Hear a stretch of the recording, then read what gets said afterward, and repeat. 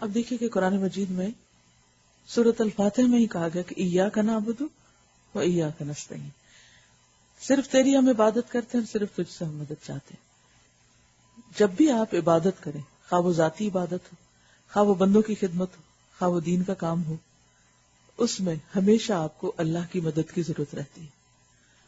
عبادت ہو ہی نہیں سکتی جب تک دعا نہ ہو ساتھ، جب تک مدد نہ مانگی جائے۔ جو بھی اچھا کام کرنا چاہیں تو اللہ کی مدد مانگ کر شروع کریں، جس کے لیے بار بار پھر آگے بتایا گیا کہ وَاسْتَعِینُوا بِالصَّبْرِ وَالصَّلَاةِ، کہ صبر اور صلاۃ، صلاۃ کا معنی دعا بھی ہوتا ہے، صلاۃ حاجت اس کو کہہ سکتے ہیں، نفل نماز کہہ سکتے ہیں، اس کے ساتھ مدد مانگو۔ تو جب بھی کوئی مشکل ہو، نبی صلی اللہ علیہ وسلم کا طریقہ کیا تھا؟ اذا حزنہ امر فزع الی الصلاۃ، جب کسی معاملے میں فکر مند ہوتے فوراً نماز کی طرف دوڑتے، 2 نفل پڑھ کر اللہ سے دعا کر کے انسان اپنے آپ کو اللہ کے سپرد کر دے تو اللہ سبحانہ وتعالیٰ ضرور راستہ دکھاتا ہے۔ والذین جاہدوا فینا لنہدینہم سبلنا، کیونکہ یہ زندگی صرف ایک بار ملی ہے، صرف ایک بار، کل کا ہمیں نہیں پتا کتنے دن اور جیتے ہیں، لہذا جو مہلت اس وقت ملی ہے اس سے پہلے کہ وہ ختم ہو جائے ہم کچھ نہ کچھ اپنے لیے کریں۔ جیسے حضرت سلیمان علیہ السلام یہ دعا مانگتے تھے کہ وَأَنْ أَعْمَلَ صَالِحًا تَرْضَاهُ، کہ اللہ مجھے ایسا نیک کام کرنے کی توفیق دے کہ جس سے تو راضی ہو جائے، جو تجھے خوش کر دے۔ ہماری تو سوچ بہت محدود ہے، بعض اوقات ہم ایک چیز کو بہت بڑا سمجھتے ہیں، حالانکہ اللہ کی نظر میں کوئی بہت بڑی نہیں ہوتی، لیکن ہم اپنی لا علمی، ناسمجھی کی وجہ سے اس چیز کے ساتھ چمٹے بیٹھے رہتے ہیں، کیونکہ بعض اوقات ہمارے لیے کنوینئنٹ ہوتا ہے وہ کام، یا ہمارا دل اس پہ ہوتا ہے تو وہ اچھا لگتا ہے ہمیں، لیکن اس سے آگے بھی کچھ اور ہوتا ہے، اور نئے طریقے، نئے راستے، نئے کام کرنے سے ہم کیوں گھبراتے ہیں؟ کہ اس میں محنت زیادہ لگے گی، مشکل ہوگی، لیکن ان مع العسر یسرا، مشکل کے ساتھ آسانی ہے، مشکلات سے گھبرائے نہیں، مشکلات آسان ہو جائیں گی اگر آپ ارادہ کر لیں کہ آپ کچھ کرنا چاہتے ہیں، تو اللہ تعالی ہم سب کو توفیق دے۔ 10واں پارہ، نحمدہ ونصلی علی رسولہ الکریم، اما بعد فاعوذ باللہ من الشیطان الرجیم، بسم اللہ الرحمن الرحیم، رب اشرح لی صدری ویسر لی امری واحلل عقدۃ من لسانی یفقہوا قولی، وَاعْلَمُوا أَنَّمَا غَنِمْتُم مِّن شَيْءٍ فَأَنَّ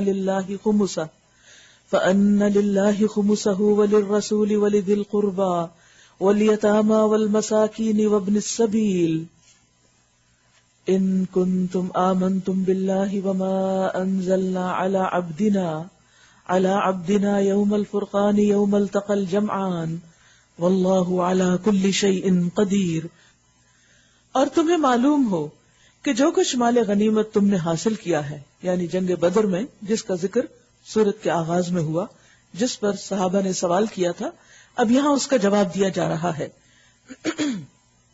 اس کا 5واں حصہ اللہ اور اس کے رسول اور رشتہ داروں اور یتیموں اور مسکینوں اور مسافروں کے لیے ہے، یعنی 1/5 اللہ کے رسول صلی اللہ علیہ وسلم کو دے دیا جائے گا، جو اپنے ڈسکریشن پر پھر ان لوگوں پر خرچ کریں گے، جن میں خود رسول صلی اللہ علیہ وسلم کی ذات، آپ کے اہل و عیال، رشتہ دار، یتیم، مسکین اور مسافر، اور جہاں تک ذکر ہے اللہ کا ہے تو اللہ سبحانہ وتعالیٰ کو تو کسی مال کی ضرورت نہیں، لیکن مراد اس سے یہ ہے کہ جو فی سبیل اللہ کے کام ہوں گے۔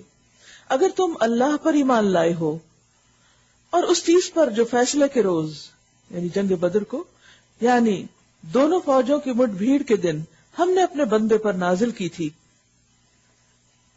تو یہ حصہ بخوشی ادا کرو، اللہ ہر چیز پر قادر ہے، یعنی یہ فتح کس نے تم کو عطا کی، یہ کامیابی کس نے دی، یہ تائید اور مدد اور نصرت کس کی تھی؟ اللہ کی تھی۔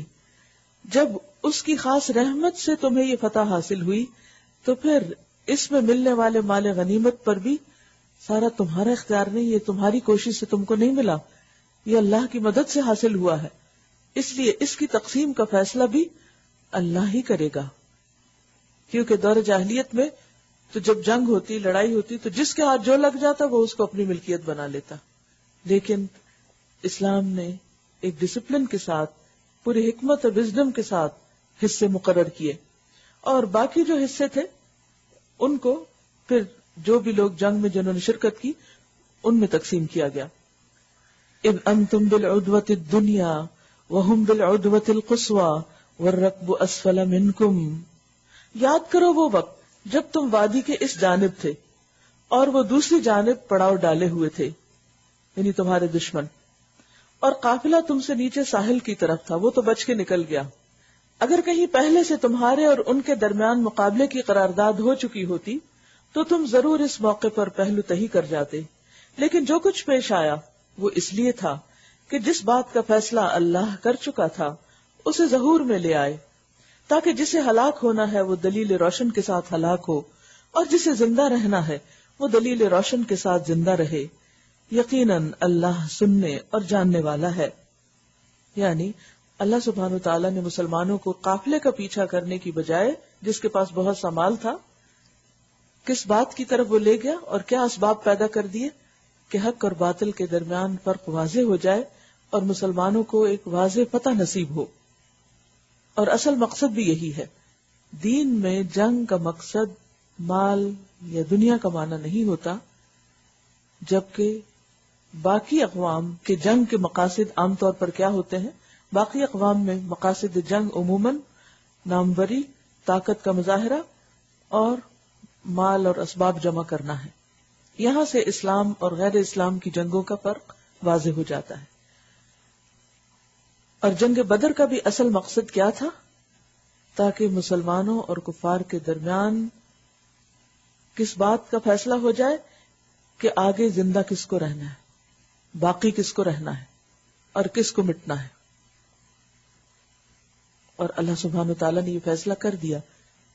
70 ان کے لوگ قید ہو گئے، 70 مارے گئے، بری طرح ان کو شکست ہوئی اور مسلمانوں کی دھاک بیٹھ گئی.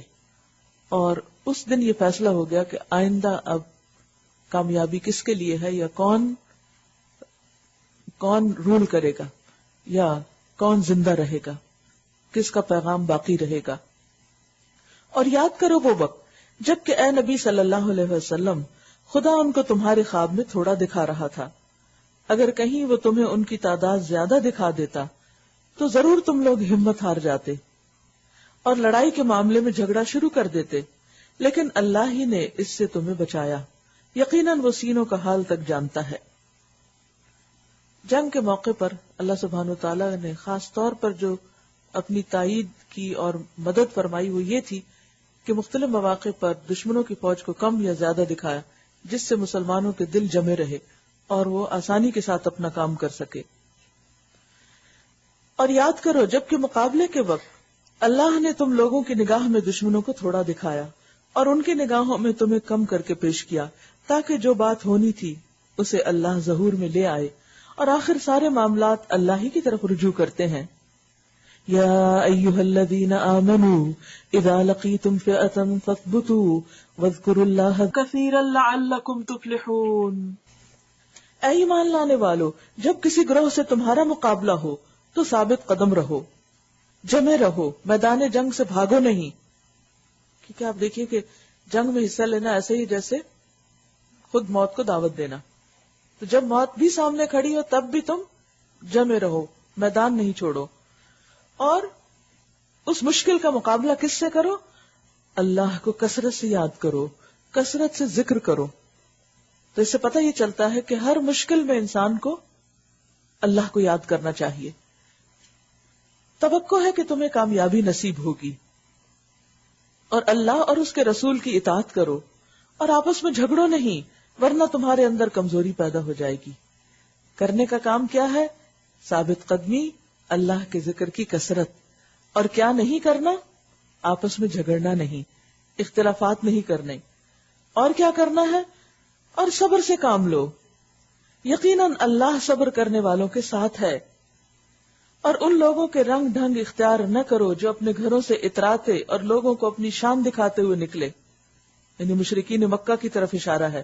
جب ان کا لشکر مکہ سے نکلا تو ان کے ساتھ گانے بجانے والی لونڈیاں اور شراب کی کثرت اور پھر ایسے ایسے طریقے تھے جو دور جاہلیت میں ہوا کرتے تھے کہ جس سے وہ اپنی طاقت اور شان و شوکت کا مظاہرہ کر رہے تھے. مسلمانوں کو اس کے برعکس حکم دیا کہ جب تم ایسے موقع پر نکلو تو ہمبلنس کے ساتھ، عاجزی کے ساتھ، اللہ کو یاد کرتے ہوئے، اپنی کوتاہیوں کو یاد کرتے ہوئے، صبر کے ساتھ، استقامت کے ساتھ